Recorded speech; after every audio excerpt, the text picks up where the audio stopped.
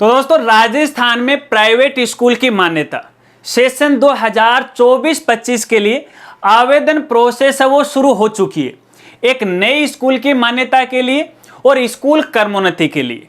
तो इस वीडियो में मैं आपको स्कूल मान्यता की आवेदन प्रोसेस, आवेदन डेट, दस्तावेज और नियमों की कुछ बेसिक जानकारी बताने वाला हूं। अगर आपको भी जानना है तो मेरे साथ वो आप बने रहेगा।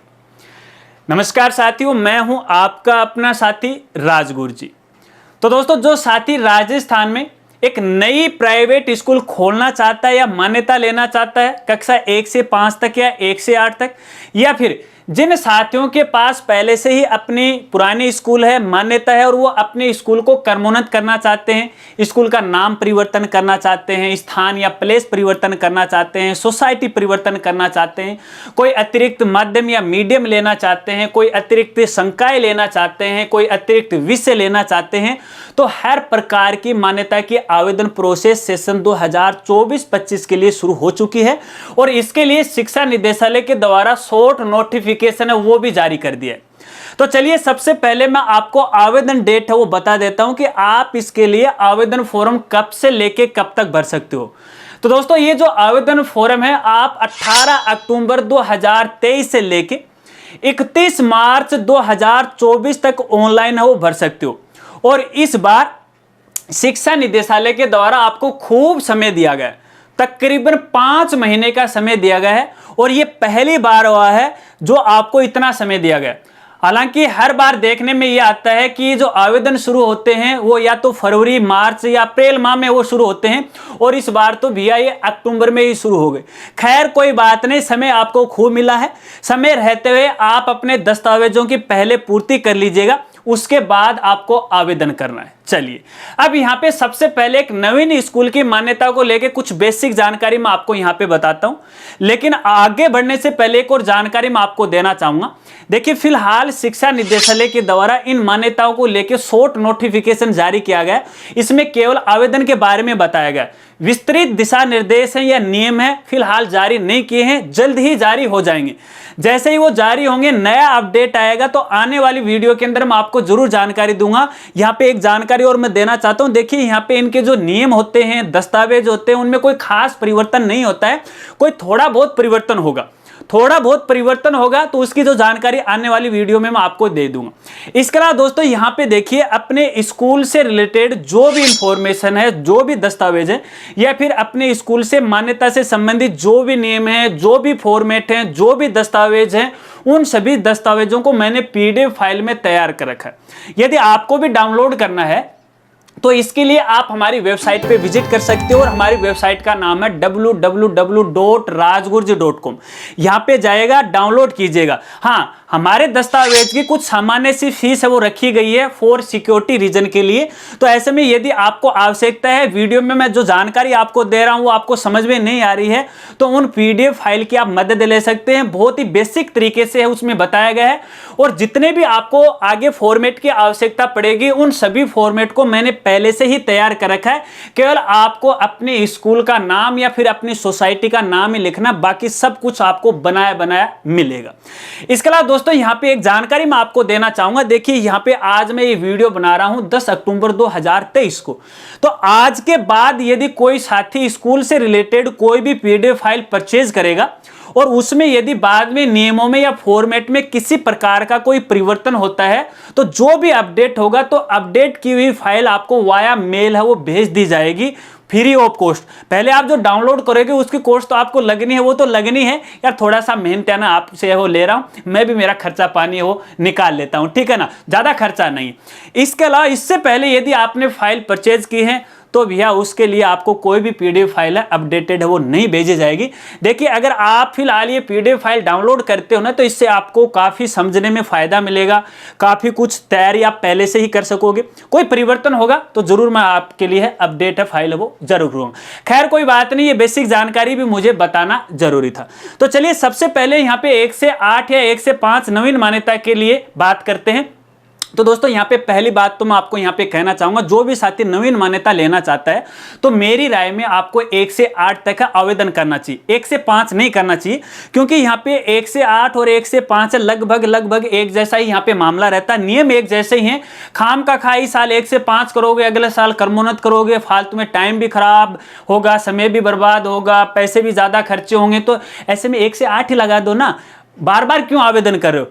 ठीक है, ये मेरी राय है, बाकी मर्जी आपकी है। ठीक है, तो यहां पे देखिए नवीन मान्यता के लिए जो भी आवेदन करना चाहता है तो सबसे पहले उनके पास एक पीएसपी कोड होना जरूरी है। अब ये पीएसपी कोड कहां से आपको मिलेगा, तो इसके लिए आपको पीएसपी पोर्टल पे जाना पड़ेगा।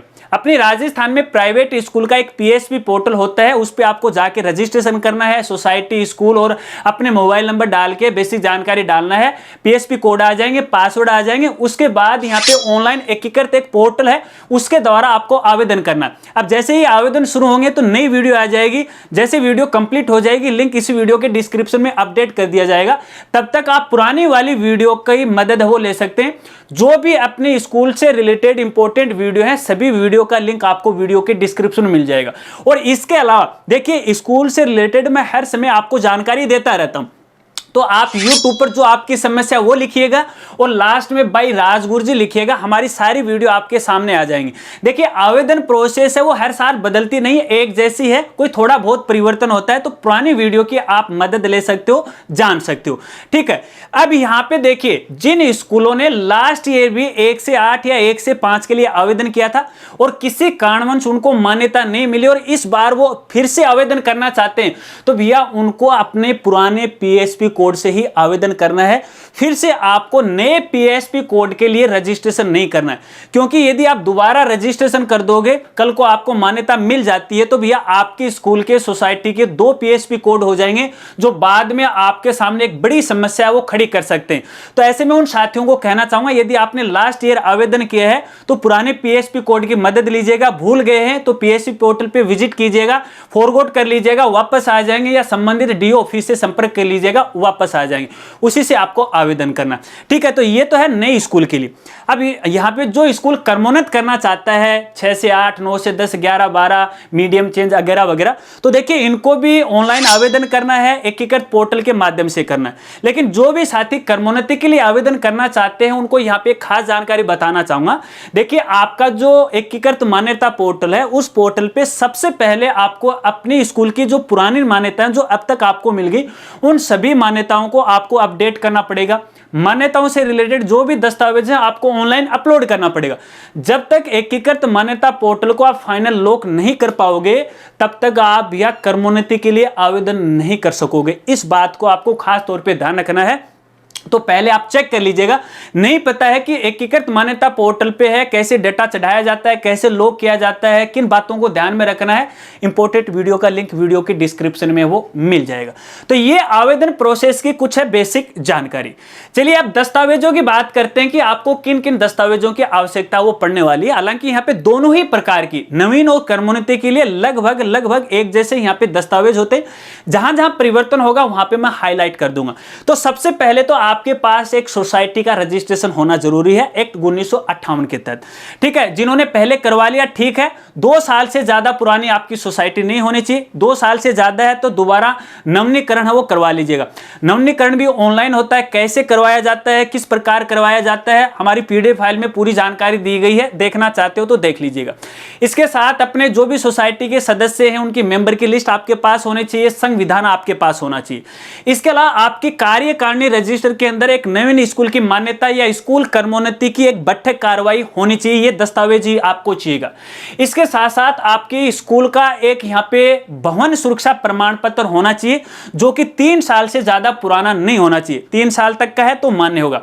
इसके साथ साथ अपने स्कूल के भवन का एक ब्लूप्रिंट यानी नक्शा होना चाहिए, और नक्शों की संख्या कम से कम है 9-10 आप रख लीजिएगा, अन्यथा बाद में आपको समस्या आएगी, क्योंकि कई बार है इसकी आपको आवश्यकता पड़ेगी। बार बार अधिकारी से आप साइन करवाओगे ना तो भैया वो नाटकबाजी करेगा। इसलिए एक बार ही उनके ना अपनी राजस्थानी भाषा में बोलते हैं ना, रान काट दो एक साग गई उनमें साइन करवा लियो। ठीक है, तो ये जो आपका ब्लूप्रिंट होगा उसमें पीडब्ल्यूडी जो अधिकारी है यहाँ पे उनके सिग्नेचर होने जरूरी हैं। इसके साथ साथ यहाँ पे देखिए अपना जो ब्लूप्रिंट है उस पर अपनी सोसाइटी का नाम है, अपने स्कूल का नाम है, अपनी भूमि का खसरा नंबर है, आसा पासा है, वो सारी चीजें इसमें आपको लिखना है। ठीक है, ये दस्तावेज होगा। इसके बाद आपके स्कूल के अंदर जितने भी कर्मचारी कार्यरत हैं उनके दस्तावेज आपके पास होना चाहिए। नवीन स्कूल के लिए लागू नहीं होगा, पुराने स्कूल के लिए लागू होगा। इसके साथ साथ भूमि से संबंधित दस्तावेज भी आपके पास होने चाहिए। तो भूमि का एक रजिस्ट्रेशन प्रमाण पत्र होना चाहिए और भूमि का शैक्षणिक है कन्वर्जन भी होना चाहिए। ये सबके लिए अनिवार्य है, इस बात को आपको खास तौर पे ध्यान रखना है। लेकिन यहां पर भी दो बातें, यदि आपकी स्कूल शहरी क्षेत्र में है तो यहां पे शैक्षणिक कन्वर्जन होना जरूरी है। यदि आपकी भूमि ग्रामीण क्षेत्र में है तो भैया यहां पे कुछ शर्तों के अंदर कन्वर्जन होने की कोई आवश्यकता नहीं। यदि ग्रामीण क्षेत्र के अंदर कृषि भूमि है तो यहां पे आपको कन्वर्जन कराने की कोई आवश्यकता नहीं है 1 हेक्टेयर तक। ठीक है, इसके अलावा यहां पे आपकी पट्टेयुक्त भूमि है तो भी आपका काम है वो चल जाएगा। अब यहां पे देखिए जिनके पास अपनी खुद की सोसाइटी की भूमि नहीं है तो वो किसी किराए की भूमि है वो ले सकते हैं और उसके लिए रजिस्टर्ड किरायानामा है आपके पास होना जरूरी है। इसके साथ साथ भूमि का जो अपना भवन है ना, स्कूल का भवन है उसकी भूमि, इसके साथ साथ यहाँ पे जो खेल मैदान है उसकी भी भूमि की आवश्यकता होगी। तो यहाँ पे अगर दोनों भूमि एक जगह है तो ठीक है, अन्यथा जो खेल मैदान है वो थोड़ा अलग हो सकता है, वो भी कन्वर्जन होना जरूरी है। ठीक है, इसके अलावा कुछ और दस्तावेज हैं दोस्तों, यहाँ पे सारे दस्तावेज तो मेरे भी दिमाग में नहीं रहते हैं, कोई भूल नहीं जाऊं मैं इसलिए। इसके साथ साथ यहाँ पे देखिए आपके स्कूल के अंदर एक बाल शिकायत पेटिका होनी चाहिए, उसका प्रमाण पत्र होना चाहिए। इसके साथ एक यहाँ पे कर्मचारी भविष्य निधि यानी पीएफ अकाउंट के बारे में एक प्रमाण पत्र आपके पास होना चाहिए। ये केवल पुरानी स्कूल के लिए लागू है, नवीन स्कूल के लिए लागू नहीं है। अब यहाँ पुराने स्कूल साथियों में कहना चाहूंगा, आपके स्कूल के अंदर जितने भी कर्मचारी कार्यरत हैं उनका पीएफ अकाउंट नहीं खुलवाया है तो पहले खुलवा लीजिएगा, अन्यथा आपको मान्यता नहीं मिलेगी। इसके लिए संबंधित सीओ से आप बात है वो कर लीजिएगा। और इसके साथ साथ यहाँ पे एक विशेष योगजन्य का प्रमाण पत्र होना चाहिए। इसका मतलब ये है कि भैया हमारे स्कूल के अंदर जो शारीरिक विकलांगता के जो बच्चे होंगे, बालक बालिकाएं होंगे, उनके साथ किसी प्रकार का कोई भेदभाव नहीं किया जाएगा, उनके लिए सारी व्यवस्था हमारे स्कूल में। ठीक है, इसके साथ साथ यहाँ पे आपके स्कूल की 5 नवीन फोटो होनी चाहिए, कोई रूम की होनी चाहिए, कोई फर्नीचर की, कोई बाहरी व्यू की, कोई खेल मैदान की, स्कूल के अंदर के परिसर की, इस प्रकार की 5 फोटो आपके पास होनी चाहिए। इसके साथ साथ एक 100 रुपए का है शपथ पत्र होना चाहिए आपके पास, 100 रुपए के बॉन्ड के ऊपर है, जिसके अंदर 25 पॉइंट थे, लास्ट ईयर है। तो देखिए ये मैं जितने फॉर्मेट आपको बता रहा हूं आपको खुद से तैयार करने की आवश्यकता नहीं, मैं ऑलरेडी उनको तैयार कर चुका हूं। यहां पे केवल अपने स्कूल का नाम लिखो, मोहर साइन कराओ, आपका काम बन गया। बस कहीं पर आपको टाइप करवाने की आवश्यकता नहीं है, सीधा आपका काम हो जाएगा। साइट पे विजिट कीजिएगा। ठीक है, इसके साथ साथ एक अग्निशामक यंत्र होने का प्रमाण पत्र वो भी आपके पास होना चाहिए। और इसके लिए भैया बात कर लीजिएगा, अग्निशामक जो यंत्र लगते हैं ना, वो टंकी वगैरह वगैरह वो सारी लगवा लीजिएगा, क्योंकि जब यहाँ पे पैनल आएगा जांच करने के लिए तो उस समय इन सारी चीजों की है वो जांच करने वाला। ठीक है, इसके अलावा आपके स्कूल के ऊपर है कोई हाई टेंशन लाइन नहीं होनी चाहिए, कोई मोबाइल टावर है वो आसपास है वो नहीं होना चाहिए, इस प्रकार का एक प्रमाण पत्र है वो आपको देना पड़ेगा। तो ये कुछ बेसिक से दस्तावेज है, इनको आपको पहले से ही तैयार करना। चलिए अब यहाँ पे आवेदन, चलिए भूमि की बात कर लेते हैं पहले कि भूमि कितनी होनी चाहिए। तो दोस्तों यहाँ पे देखिए शहरी क्षेत्र के अंदर है कम से कम 1000 वर्ग स्क्वायर मीटर होनी चाहिए और ग्रामीण क्षेत्र के अंदर है यहाँ पे कम से कम 4000 वर्ग स्क्वायर मीटर भूमि होनी चाहिए। खेल मैदान है इसके अलावा, इस बात को ध्यान रखना। ठीक है, अब वो कितना होना चाहिए इसके लिए विभाग के द्वारा कोई भी स्पष्ट गाइडलाइन नहीं है। तो यहाँ पे खेल मैदान होना चाहिए, हिसाब से है कि यूं मानो कि यहाँ पे एक क्या अपने चिड़ी बल्ला खेलते हैं ना अपन, इस प्रकार का होना चाहिए कि आराम से बच्चे यहाँ पे खेले, बस वो एक वो प्रूफ होना चाहिए। ठीक है, अब यहाँ पे देखिएगा ये आपकी भूमि होगी। अब अपने आवेदन फीस की बात कर लेते हैं कि आवेदन आप कितनी कितनी फीस लगने वाली। तो यहाँ पे देखिए फिलहाल जो मैं आंकड़े आपको यहाँ पे बता रहा हूँ, तो ये तो देखिए पुराने जो लास्ट ईयर मान्यता थी उसको आधार मानते हुए बता रहा हूँ। अभी तो विस्तृत दिशा निर्देश हैं, तो आवेदन फीस भी इन्होंने नहीं जारी की है। हालांकि आवेदन फीस में कोई खास परिवर्तन नहीं होगा, थोड़ा बहुत 1000-2000 का परिवर्तन होगा, बाकी हमारी PDF फाइल में सब अपडेटेड आपको है वो मिल जाएगा। तो यहाँ पे देखिए मैं पहले ग्रामीण क्षेत्र की फीस बताऊंगा, फिर शहरी क्षेत्र की बताऊंगा। तो मैं सीधा डिजिट बोलूंगा, बार बार गांव और शहर नहीं बोलूंगा, समझ लीजिएगा। तो यहाँ पे 1 से 5 के लिए 2500 रुपए और 5,000 रुपये, 1 से 8 के लिए 5,000 और 10,000 रुपये है, 9 से 10 के लिए 20,000 और 30,000 रुपये है, 11 से 12 के लिए 30,000 और 40,000 रुपये है। इसके अलावा यदि आप 9 से 12 कन्वर्जन करवाना चाहते हो तो यहाँ पे गाँव के लिए तो 80,000 और शहरों के लिए 1 लाख है। ये है आवेदन फीस। एक बार आवेदन करने के बाद यहाँ पे आपकी फीस लौटाई नहीं जाएगी, और यहाँ पे देखिए अगर आपकी फाइल खारिज हो जाती है तो भी नहीं लौटाई जाएगी। तो सोच समझ के आवेदन करना, और ध्यान रखना आवेदन फीस भी ऑनलाइन करनी है ई-ग्रास पोर्टल के माध्यम से। और जब भी ई-ग्रास पोर्टल के माध्यम से आप आवेदन करो ना तो भैया लगातार उसकी फोटो आप लेते रहना, क्योंकि कई बार ऐसा हो जाता है कि आपका पैसा अकाउंट से तो कट जाता है लेकिन भैया वो जमा नहीं होती, आपकी फाइल है फाइनल सबमिट नहीं होती है। यदि आपके पास ई-ग्रास का ट्रांजैक्शन आईडी होगी तो मैं आपको चालान प्रिंट करके कहीं से जुगाड़ करके आपको दिलवा देंगे ताकि आपके सामने समस्या नहीं आए। ठीक है, चलिए इसके बाद यहाँ पे देखिए कुछ बालिका शिक्षा फाउंडेशन की राशि होती है और कुछ फिक्स डिपॉजिट की राशि होती है, तो ये भी लगभग वो एक जैसी रहती है। तो यहाँ पे मैं अगर बात करूँ 1 से 5 की तो ये 15,000 और 50,000 रुपये है ये। ठीक है, पहले है बालिका शिक्षा फाउंडेशन की राशि, फिर है फिक्स डिपॉजिट की राशि, इसको ध्यान रखना। 1 से 8 के लिए यहाँ पे 1 लाख रुपए है फिक्स डिपॉजिट की राशि मैं बता रहा हूँ यहाँ पे।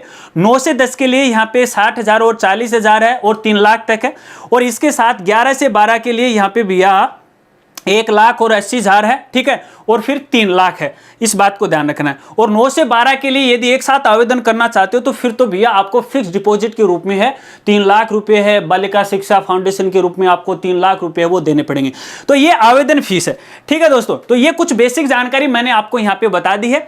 और इसके अलावा जब भी देखिए आप आवेदन करो ना तो आवेदन आपको एक ऐसे व्यक्ति के माध्यम से करवाना चाहिए जो अपने स्कूल के बारे में खूब नॉलेज रखता हो। देखिए मेरे पास हर साल ये देखने में आता है कि जो भी ई मित्र वाले होते हैं वो आवेदन तो कर देते हैं लेकिन आवेदन की गलती की वजह से उनकी फाइल है वो रिजेक्ट हो जाती है।